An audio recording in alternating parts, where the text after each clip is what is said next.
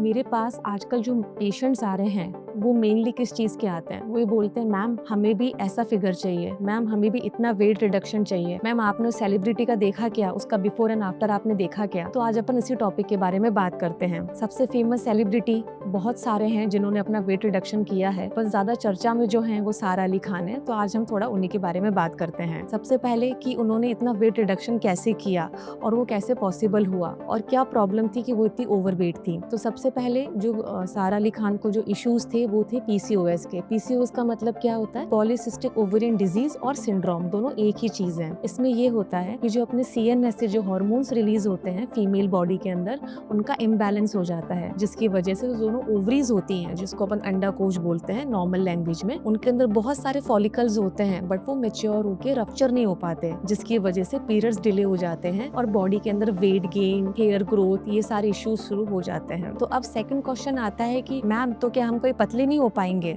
ऐसी बात नहीं है। क्या हम कभी नॉर्मल पीरियड में नहीं हो पाएंगे?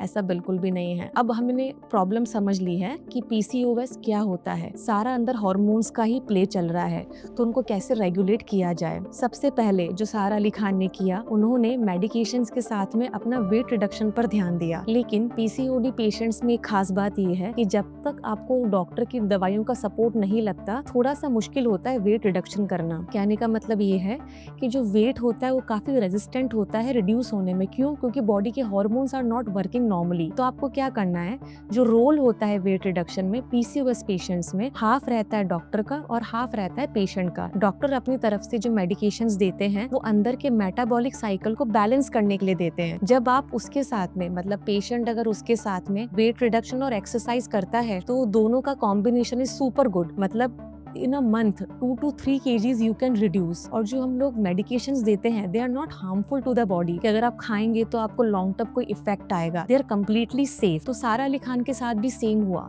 उन्होंने एक डेडिकेटेड प्लान फॉलो किया, उन्होंने अपना वेट रिड्यूस किया, साथ में डॉक्टर्स की हेल्प ली, and you can see the before and after effect.